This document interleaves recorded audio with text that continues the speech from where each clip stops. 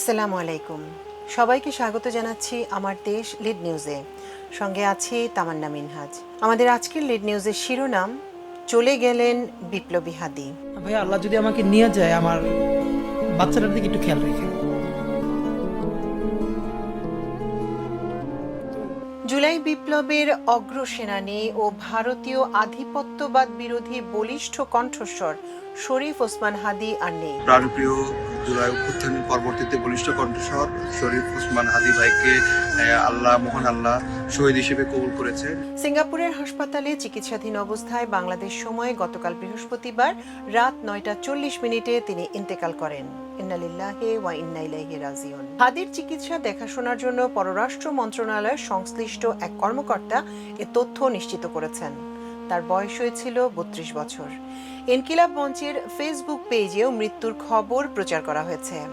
তার মৃত্যুতে শোকে স্তব্ধ পুরো বাংলাদেশ।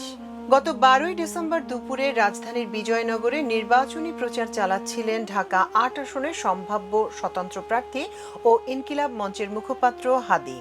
রাজধানীর পল্টনের কালভার্ট রোড এলাকায় ঘাতকরা তাকে গুলি করে। মাথায় গুলিবিদ্ধ অবস্থায় প্রথমে ঢাকা মেডিকেল কলেজ হাসপাতালে নেওয়া হয়, পরে সেখান থেকে নেওয়া হয় এভার কেয়ার হাসপাতালে। গত সোমবার দুপুরে উন্নত চিকিৎসার জন্য সরকার দ্রুত এয়ার অ্যাম্বুলেন্সে করে সিঙ্গাপুর জেনারেল হাসপাতালে পাঠায়। এ সময় হাদির অবস্থা অত্যন্ত সংকটাপন্ন ছিল। সিঙ্গাপুরের হাসপাতালে চিকিৎসাধীন অবস্থায় জীবন মৃত্যুর সন্ধিক্ষণে ছিলেন তিনি। গতকাল পরিবারের সম্মতি নিয়ে ওই হাসপাতালে চিকিৎসকরা সর্বোচ্চ ঝুঁকি নিয়ে তার মস্তিষ্ক থেকে গুলি বের করার জন্য অস্ত্রোপচার করেন, কিন্তু তাদের সব চেষ্টা ব্যর্থ হয়ে যায়। হাদি শেষ নিঃশ্বাস ত্যাগ করেন।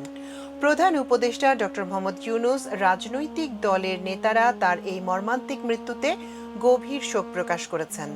সিঙ্গাপুরের জেনারেল হাসপাতালে ওসমান হাদিকে দেখে দেশটির পররাষ্ট্রমন্ত্রী ভিভিয়ান বালাকৃষ্ণন বুধবার রাতে প্রধান উপদেষ্টা ডক্টর মোহাম্মদ ইউনূসকে ফোন করে তার শারীরিক অবস্থার বিষয়ে অবহিত করেন। ফোনালাপে তিনি জানিয়েছিলেন হাদির অবস্থা অত্যন্ত সংকটাপন্ন।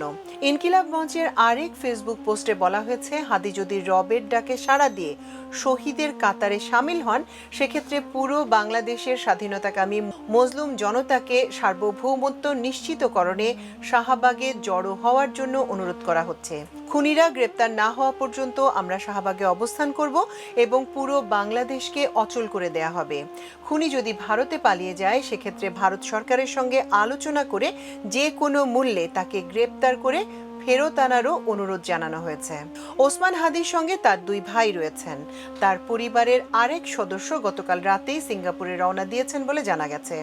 জুলাই বিপ্লবের অগ্রনায়ক শরীফ ওসমান হাদিকে গুলি করা ফয়সাল করিম মাসুদ ভারতে পালিয়েছে বলে দেশের গোয়েন্দারা নিশ্চিত হয়েছেন। ইনকিলাব মঞ্চের মুখপাত্র ও ঢাকা 8 আসনের সম্ভাব্য এই স্বতন্ত্র প্রার্থীর ওপর হামলার 12 ঘন্টার মধ্যেই সন্দেহভাজন অভিযুক্তরা ময়মনসিংহ সীমান্ত দিয়ে প্রতিবেশী দেশটিতে পালিয়ে যায়। এটি পরিকল্পনারই অংশ ছিল বলে জানতে পেরেছে আইনশৃঙ্খলা রক্ষাকারী বাহিনী। একটি গোয়েন্দা সংস্থার সূত্র জানায়, গত 12 ডিসেম্বর হাদির উপর হামলার পর মোটরসাইকেল লুকিয়ে রেখে দ্রুত ঢাকা ছাড়ে সন্দেহভাজন ফয়সাল ও চালক আলমগীর শেখ। তারা একটি প্রাইভেট কারে করে প্রথমে ময়মনসিংহে যায়, সেখান থেকে আবার গাড়ি পরিবর্তন করে আরেকটি মোটরসাইকেলে করে যায় সীমান্তে। এরপর শূন্যরেখা পেরিয়ে ভারতে পালিয়ে যায় দুজন। তারা দালালের মাধ্যমে সীমান্ত অতিক্রম করে। তবে তারা পুলিশ ও গোয়েন্দা সদস্যদের চোখ কিভাবে ফাঁকি দিতে পারল তা নিয়ে রহস্য তৈরি হয়েছে। এতে আর কোনো পক্ষ তথা দেশীয় কোনো অপশক্তির যোগসাজশ আছে কিনা তা খতিয়ে দেখা হচ্ছে।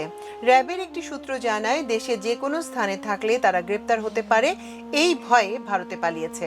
তবে তাদের সঙ্গে মোবাইল ফোন না থাকায় কোনো নেটওয়ার্কের মাধ্যমে তাদের শনাক্ত করা যায়নি। বুধবার ফয়সালের বাবা হুমায়ুন কবির ও মা হাসি বেগমকে গ্রেপ্তার করে র্যাব। পরে তাদের ঢাকা মহানগর গোয়েন্দা পুলিশের কাছে হস্তান্তর করা হয়। এ সময় ডিবি ফয়সালের বাবার মোবাইল ফোনের কল লিস্ট খতিয়ে দেখে। ফয়সালের বাবার মোবাইল ফোন নম্বরে বিদেশি একটি নম্বর থেকে কল এসেছিল। ওই কলটি ভারত থেকে ফয়সাল করেছিল বলে ডিবিকে জানিয়েছেন তার বাবা হুমায়ুন। ফয়সালকে সীমান্ত পারে সহায়তার অভিযোগে গ্রেপ্তার 2 জনের গতকাল 3 দিনের রিমান্ড মঞ্জুর করেছে আদালত। এ বিষয়ে ঢাকা মহানগর গোয়েন্দা পুলিশের অতিরিক্ত কমিশনার শফিকুল ইসলাম গতকাল আমার দেশকে বলেন, হাদির ঘটনায় কোনো হালনাগাদ তথ্য নেই। হাদির হত্যা চেষ্টা মামলার প্রধান আসামি ফয়সাল করিম মাসুদকে অবৈধ পথে ভারতে পালিয়ে যেতে সহায়তার অভিযোগে গ্রেপ্তার দুজনকে 3 দিন করে রিমান্ড মঞ্জুর করেছে আদালত। তারা হলো উপজাতি সিবিয়ান দিউ ও সঞ্জয় চিসি। ঢাকার অতিরিক্ত চিফ মেট্রোপলিটন ম্যাজিস্ট্রেট জসিতা ইসলামের আদালত গতকাল তাদের রিমান্ড মঞ্জুর করে।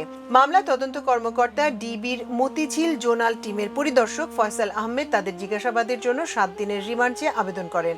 রাষ্ট্রপক্ষ থেকে রিমান্ডের পক্ষে যুক্তি তুলে ধরা হয়। শুনানি শেষে বিচারক জিজ্ঞাসাবাদের জন্য 3 দিনের রিমান্ড মঞ্জুর করেন বলে ঢাকা মহানগর পাবলিক প্রসিকিউটর ওমর ফারুকি জানিয়েছেন। দর্শক, এই ছিল আমাদের আজকের লিড নিউজের আয়োজন। এতক্ষণ সঙ্গে থাকার জন্য অশেষ কৃতজ্ঞতা। আল্লাহ হাফেজ।